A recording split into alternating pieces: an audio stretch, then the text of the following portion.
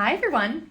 My name is Dr. Rachael Haverland. I'm an endometriosis excision surgeon here in Dallas, working with PRM, Pelvic Rehabilitation Medicine, and we're just doing some education on endometriosis and different aspects of endometriosis, especially ones that are a little less known. And so one of the topics that I wanted to talk to you guys about today was thoracic endometriosis. So in medicine, we throw around a lot of big words, and sometimes they're difficult to understand. So I'm just going to start very basic and kind of explaining what thoracic endometriosis is, some of the symptoms, and then how we technically diagnose it and how we treat it.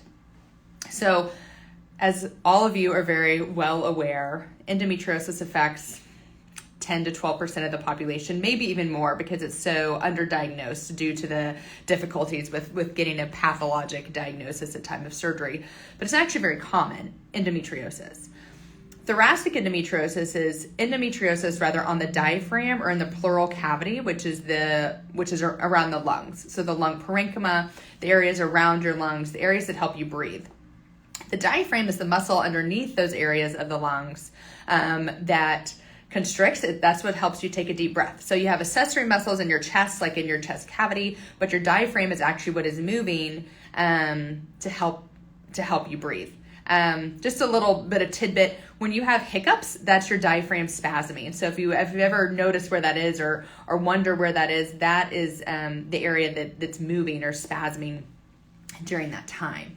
So endometriosis, we all know, is very common. Debilitating pain, most commonly pain with your cycle. Then as it spreads, it can start to affect your other organ systems like your bowel, constipation, pain with bowel movements, blood in your stool, diarrhea, nausea, bladder symptoms, pain with or irritation with emptying, pain when your bladder is full, pain with bladder emptying, pain with intercourse. But thoracic endometriosis is a little bit more rare. We think it is probably 1 to 2% of women with endometriosis. And again, these numbers are skewed. These are not perfect because we don't know. And technically, endometriosis is a diagnosis of pathology. So we technically have to diagnose this with surgery in order to see it. And frequently it is missed on imaging, just like pelvic endometriosis, missed with ultrasounds and MRIs. But thoracic endometriosis, we think, is probably only 1%, 2% of the population with endometriosis. And the first area that we look is on the diaphragm. So when I do robotic or laparoscopic surgery for endometriosis, that's actually the first place that I look, is on the right upper quadrant. I look over the top of the liver. I want to see what the diaphragm looks like. I want to see if there's implants on the diaphragm. And you can see it's kind of on the peritoneum of the diaphragm, which is similar to the lining in the pelvis, but as you dissect more, you'll be able to see the muscle fibers of the diaphragm. I think 90 to 95% of thoracic or diaphragmatic endometriosis is on the right side.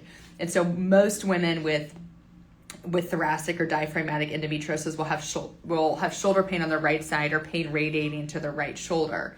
We think this is related to the lymph spread of the pelvis and kind of how it rotates through the colon, through the pelvis. It's kind of in a clockwise rotation, and so when it comes up, it tends to go more to the right side. We don't know this for sure. We don't know everything about endometriosis, but from what we can tell, we do know that it's more commonly on the right side, and we think it's related to the lymph nodes. So the right diaphragm is the first place that I look. It's also very important not to just look at the liver and just look at the diaphragm without moving the liver, because a lot of times you will miss endometriosis hiding behind the liver. And so there's some ligaments that you can take down. It's important to be able to manipulate and move the liver. The liver is very vascular. It has a lot of blood supply, so it's very important to handle it with care and know all of your anatomic structures, but not just looking at the diaphragm without moving the liver, because a lot of times endometriosis will be missed, especially with women with thoracic symptoms. So the first area that I look during laparoscopy is up to the right diaphragm, the hemidiaphragm, moving the liver, making sure that we can fully evaluate all of that area. Then I go look at the left side. Now, Just because it's more common on the right doesn't mean that I forget the left side. So then we go look at the left side and make sure that we're not missing anything on the left side. And endometriosis implants on the diaphragm look very similar to how they do in the pelvis. So they can be classic, powder burn, brown, scarred lesions. But they can also be more atypical, like the clear vesicular ulcerative lesions, little red dots. They can be brown. They can just look like scar tissue. So you certainly can have atypical endometriosis on the diaphragm as well. And so first we look at the right side, then we look at the left side. Other ways to diagnose thoracic endometriosis would be an MRI. Now, just like all of endometriosis, frequently MRIs miss endometriosis. So you have to have a strong suspicion for endometriosis. And some of the common symptoms of endometriosis would be a catamenial pneumothorax. So that's when the lung, pneumo is air. And so when air comes into the lung and it kind of pushes the lung to the side so that the lung isn't functioning. And this is more common with your cycle. Catamenial ultimately means menstrual. It used to mean monthly. Not everybody's cycle is monthly, but catamenial ultimately means that you're having these symptoms more related during your cycle. So you can have a catamenial pneumothorax, that's where air comes in due to the endometriosis kind of popping an area.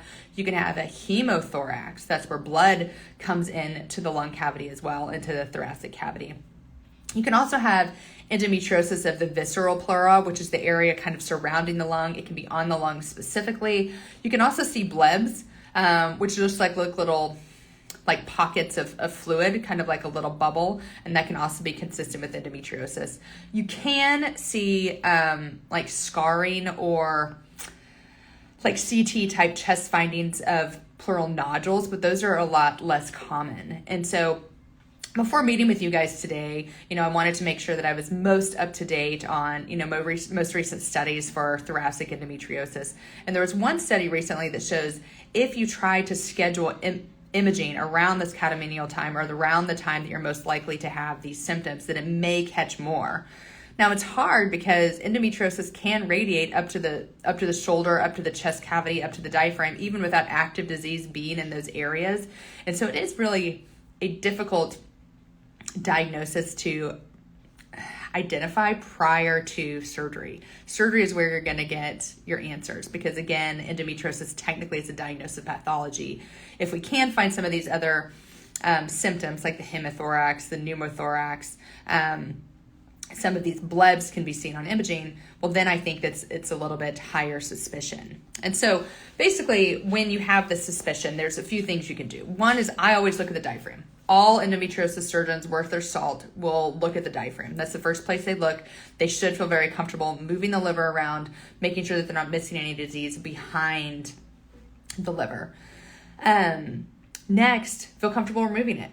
I mean, the whole goal of going into surgery not is just to get a diagnosis, but also a treatment. And so it's very important to make sure that when we find endometriosis that we feel comfortable removing it. And if we don't feel comfortable removing it, calling in an additional surgeon or calling in somebody else that can help us. Because if we leave endometriosis behind, that inflammatory process will still be there. It can still continue to spread. And so excising the endometriosis, making sure that the endometriosis is removed is incredibly important. Then the next step to look inside the pleural cavity or thoracic space would be a cardiothoracic surgeon. So usually we have a cardiothoracic surgeon or a CT surgeon. They would do a procedure to look inside the lungs. This is not a minimally invasive procedure. You're literally sticking a camera inside the lung cavity. After this, sometimes you have to have a drain to help make sure that they get all the gas out. Usually you have to stay overnight, make sure you get an x-ray in the morning, making sure that the gas is getting fewer and far between. But the cardiothoracic surgeons ultimately will go inside, look around the lung cavity, not just on the right, but usually if they're going to do it, they'll do both sides. And they go in with a little camera. They can inflate the cavity with gas if they need to. Most of the time it's already kind of inflated because your ribs are holding the areas open, and they'll look around and remove the endometriosis if they see it, or a minimum take a biopsy. But this is called a VATS procedure, which is a video assisted thoracoscopy surgery, so that they can go inside with a camera with one tool and then remove the endometriosis from the other tool. Some endometriosis surgeons don't feel comfortable removing endometriosis from the diaphragm because you can get into this thoracic cavity. So once you get into the thoracic cavity, you got to make sure you know what to do and how to handle it safely. Because ultimately, once we remove the endometriosis from the diaphragm, if it's deep and we do go into the pleural space, or we do get into the thoracic cavity, that lung is going to decompress and it's not going to function very well. And so it's very important to talk with your anesthesiologist to feel very comfortable in these spaces. Even though we don't find thoracic endometriosis frequently, it's important to make sure that your doctor feels comfortable about managing whatever they find during surgery and managing it safely. So usually after we remove the endometriosis, we'll close everything back together. Sometimes you'll have a drain in the lung to make sure that we're removing all of the gas so that the lung can re-expand. And it's also very important to talk to your anesthesiologist before this happens so that they can help anticipate the need for appropriate ventilation, because sometimes they'll just breathe for you on the other lung while you're addressing one side. Let me see. I have some information here. I was just going to try to pull up some comments and see if anybody had any questions here. Let's see. All right. So one of my comments is, how do you know if you have thoracic endometriosis? And this is a really difficult one because technically you don't know unless you have surgery to evaluate it. I will say it is incredibly rare to have endometriosis in the pleural cavity in the lung without having it on the diaphragm.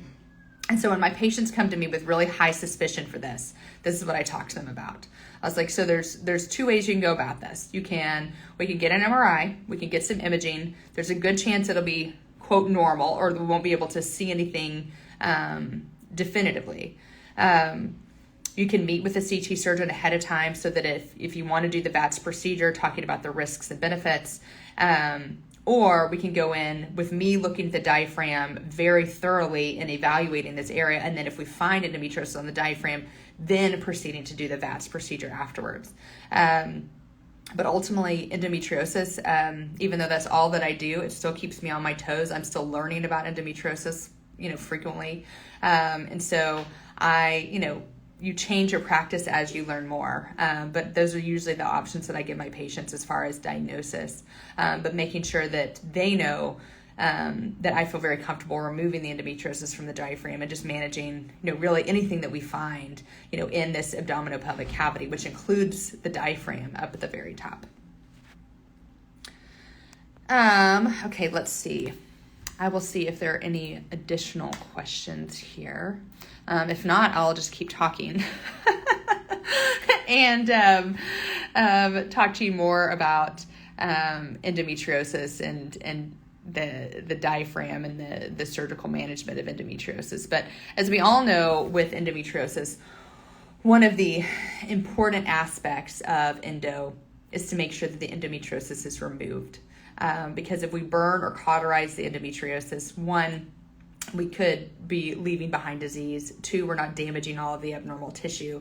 And three, we're leaving behind a scar. And if we leave a scar on the diaphragm by just burning it, you don't really know how deep you're going. And you do have a risk of having complications after surgery once that heals because the tissue becomes very thin.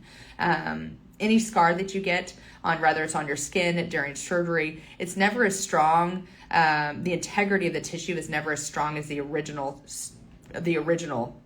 tissue, and so it has more high propensity to break, to become open, and so that's another reason why you should never cauterize on the diaphragm.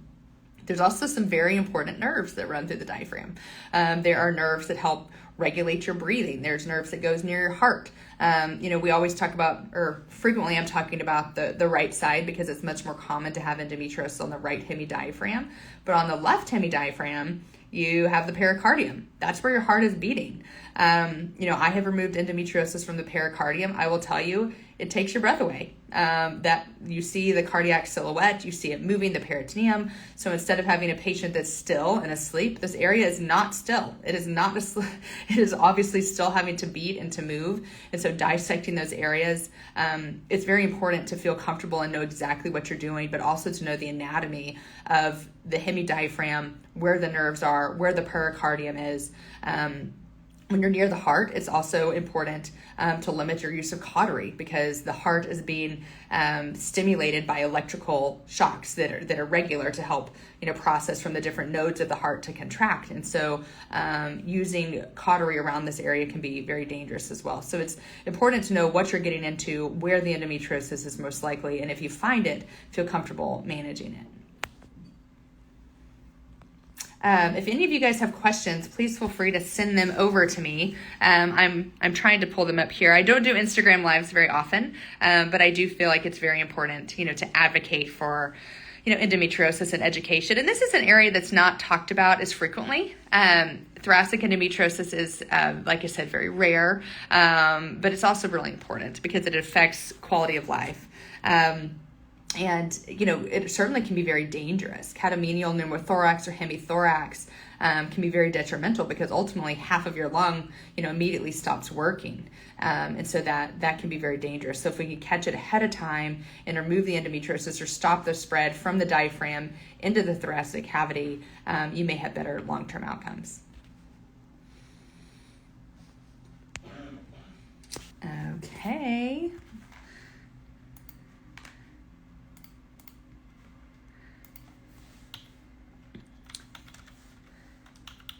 I am just waiting to see if there are any more questions coming up. If not, we will just finish our live. But I appreciate you guys being here today and learning a little bit more about endometriosis and how it can, affect all the different organ systems.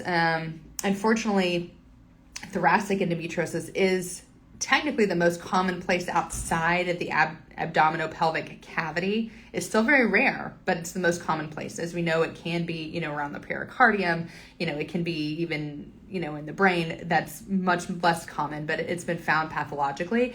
And so it's important. So I have one question. What are the potential risks of not removing endo from the diaphragm? And we talked about this earlier, but as endometriosis progresses, endo only does two things. It rather stays the same or grows. And nobody knows exactly how fast it's going to grow. Nobody knows how aggressive it's going to be. There's no way to know that. Sometimes we see young women where it's very aggressive, or it kind of starts out slowly, then their symptoms just significantly, rapidly progress. It's difficult to know. So if we leave endometriosis from the diaphragm, there's a few things wrong with that. One is there's still inflammatory tissue and inflammatory process in the abdominopelvic cavity. So you're going to continue to have symptoms. Two, as the endometriosis continues to progress, it can cause these catamenial pneumothorax, hemothorax, where immediately you have trouble breathing, you have shortness of breath, and then it truly is an emergency. And I'm not saying that happens all the time, and frequently endometriosis isn't identified on the diaphragm because people don't go look for it. But these are the risks of leaving it behind.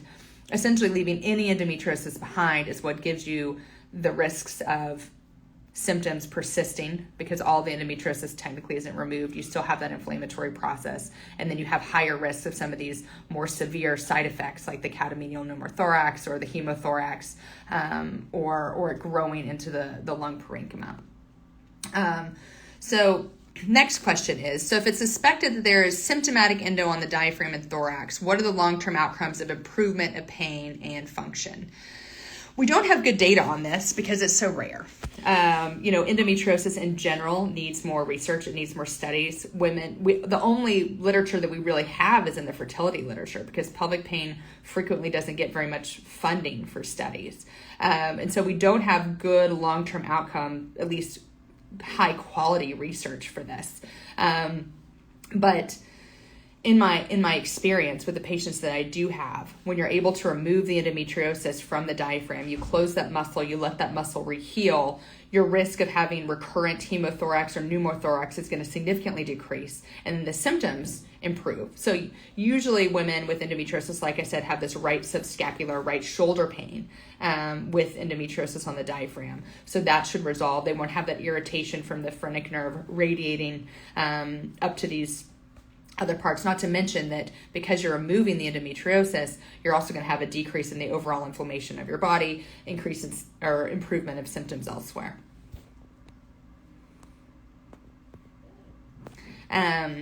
But, thoracic endometriosis is, it is so,